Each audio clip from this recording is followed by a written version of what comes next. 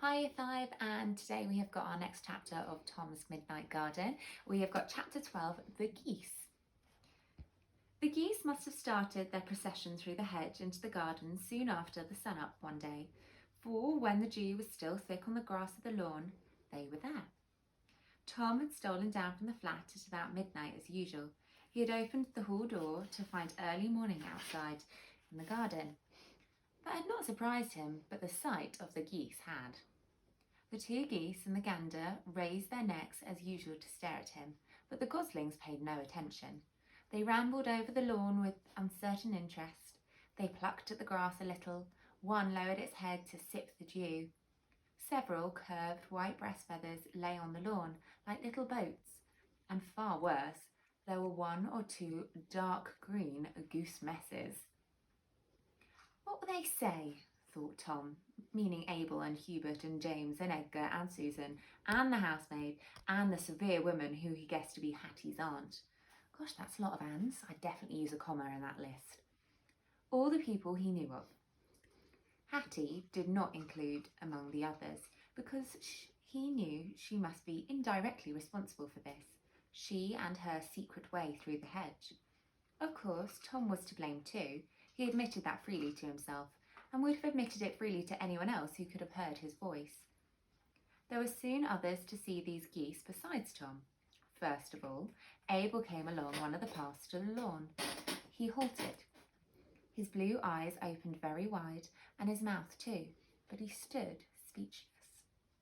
Then the sash of one of the bedroom windows went up, and Tom heard a commanding voice that he was sure belonged to Hattie's aunt. She called to Abel and asked what the geese were doing there, although at the moment it was only too plain to see, and what he was going to do and how they got there anyway. Especially, Tom's heart sank. Who was to blame? Abel began methodically to answer at least the first two questions, but in the middle, the window was slammed down shut. There was a commotion of voices and footsteps upstairs, then coming down the stairs. It sounded like the whole household was coming. Tom took cover behind a tree. In this kind of situation, the instinct to hide overrode all his certainty about being seen or not. He even felt uneasy that, in taking up his position, he had to cross Abel's line of vision for an instant. Soon enough, they all came hurrying out of the house onto the doorstep. Hattie was with them, attracted by the excitement and not realising its significance for herself. Hubert, James and Edgar hovered in the forefront, ready for action. "Don't hurry them," Abel was calling from the other side of the lawn. "We'll drive them out to the orchard, where they can't do no harm, and then I'll get them round into the old meadow again." Now Pincher the dog had arrived, last of all. He pushed his way through the legs of the group on the doorstep and stood before them. "Get the dog away," called Abel. As he spoke, he was slowly moving forward upon the geese. The three boys began the same movement, herding the geese in the direction of the door into the orchard. Nobody paid attention to Abel's warning about the dog. After all, he was remaining quietly upon the doorstep. Tom, however, could see that he had begun to shiver with excitement. He would not be able to restrain himself for very long. The geese were allowing themselves to be moved along, their heads high and ceaselessly turning, the goslings going ahead. The gaggle was suspicious, nervous, on the brink of panic. A sudden rush and barking of Pincher pushed them over the edge into a kind of goose hell that was thereupon let loose. At once, instead of 2 geese and a gander, there seemed to be a dozen, making the noise of 100. White and grey wings at the stretch seemed to bar the whole lawn and flailed in the air. Geese, gander and goslings ran in the confusion of anger or terror, trampling over flower beds, trampling over their own messes, trampling over each other. Tom saw the gander at one moment making a stand in defiance of his young, with his enormous flat foot squarely on the back of one of them. Luckily, a large webbed foot is by no means as dangerous as a boot, and the gosling looked hardly flatter, though more flurried afterwards. Although the only damage, but it remained considerable, was to the flower beds in the lawn. Even the dog had the sense to run clean through the storm of snapping beaks and round the outskirts and into the house again, its tail between its legs. Abel and the boys drew back a little too. A frenziedly angry gander, with his wives by his side and his goslings behind him and even under him in its daunting sight. So they waited until the gaggle had a little calmed itself. Then, much more cautiously this time, they began to herd again. Hattie ran ahead to open the orchard door. Tom stayed hiding. There was nothing to be seen now except the devastated lawn and, on the doorstep, one person remaining, Hattie's aunt. Tom had thought her stern-looking before. He liked the expression of her face even less now. From their different positions, she and Tom heard what was going on. The goose drivers reached the orchard door, and evidently the geese were safely got through, but there was a cry of triumph from one of the boys, and then the slamming shut of the door. Then Tom expected to see them all coming back to the house, but they did not. He realised in a moment that they were making their way to the meadow side of the garden to find out how the geese had got in at all. As they went, there came occasionally the sound of a lamenting cry from Abel. Then their voices were heard along the meadow hedge. Then at last they reappeared on the lawn. Hattie was not with them. Tom guessed that, now she knew her share of the blame, she too had gone into hiding. As the others came across the lawn, Abel raised his voice in the same deep, sad cry. He spoke of lettuces ripped to pieces by the geese, and of the plunderings, of seedlings trampled and broken, of goose messes where they had been least desired. And then, in answer to a sharp question from his mistress, he told of the gap and the tunnel in the hedge through which the geese must have come. How they made that way, but unbeknownst to more than I know, unless the devil himself taught them how to, said Abel with a grieving wonder. They didn't make it, said Edgar suddenly. Hattie did. It was only a guess, Tom was sure, but everyone saw at once the likelihood of the idea. Abel stopped speaking abruptly, as though his mind had gone into reverse on the subject. The others were quiet too, so quiet that Tom, even from the distance of his tree, could hear the breathing of Hattie's aunt. It had become heavy and rasping. Harriet, she called, so loudly and harshly that her sound was not like a woman's voice at all. Hattie came out from hiding and walked across the lawn to her aunt. Not quickly, not slowly. Her face was white, so that her eyes and hair appeared blacker than ever. Her face was quite white. Tom realised afterwards that even her lips had been colourless too. She stopped in front of her aunt.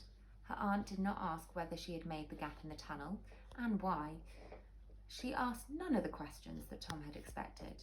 She asked no questions at all. She simply said, "You are to blame." Hattie did not speak.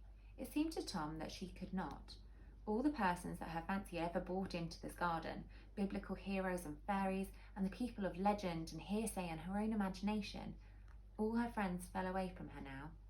Even Tom could not speak for her or lift a finger to help her. He turned his face away because he expected Hattie's aunt to strike her, but she did not. She spoke to Hattie instead. She called Hattie a charity child, a thankless pauper, and she had received into her home as a duty to her late husband, whose niece Hattie was. She said that the only claims of blood had induced her to take this mistaken pity upon Hattie. She had expected Hattie to be grateful and dutiful and obedient, and instead she was none of those things, but an expense and a shame to her aunt and her cousins, a liar, a criminal, a monster. Oh, Tom whispered frenziedly to himself. Why don't her mother and father take Hattie away? Away? He believed no longer.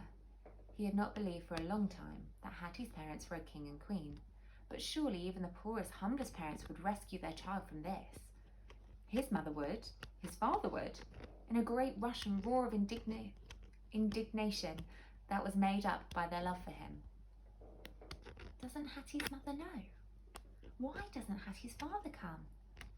He crouched and covered his face with his hands, crying out at his own powerlessness.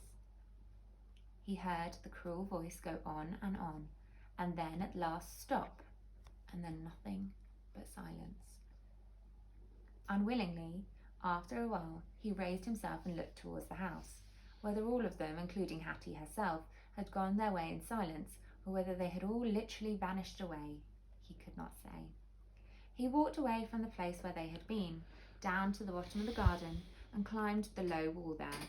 He wandered among the trees beyond, and at last sat down at the foot of one of them, and, in a kind of exhaustion, he fell asleep. When he woke, he was aware of some difference in his surroundings, a difference in time. He thought it to be, yet the sunshine through the leaves of the trees was still coming from the east. It was still morning. He went back over the wall into the garden and began to look for Hattie or Abel or anybody but the dreadful woman.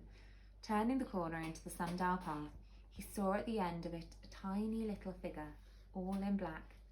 A little girl, half Hattie's size, in a black dress, black stockings, black shoes. Even her hair was black and had been tied with a black hair ribbon. Now the ribbon had come undone and her hair fell loose forward over her face, and her hands were up to her face too, hiding it. She was sobbing into her hands. Tom had never seen a grief like this. He was going to tiptoe away, but there was something in the child's loneliness and littleness that made him change his mind. This morning especially, for some reason, he could not say this was none of his business. He came up close to the child, and it seemed silly, for no one but Hattie in all the garden had ever heard his voice. He spoke. "Don't cry," he said. To his surprise, she did hear him. She turned slightly towards him as if for comfort, but she did not cease her weeping nor take her hands away from her face. "What are you crying for?" asked Tom gently. "Home," she wept. "for my mother, for my father." Then Tom understood the meaning of the funeral black she was wearing, and of that desolate, ceaseless crying. There was something else too, something almost unbelievable that he felt he would understand in another instant. Something familiar in her voice and the way she was speaking, something in the way she was. In the meantime, "Don't cry," he said helplessly. "Oh, cousin," she sobbed. Tom knew.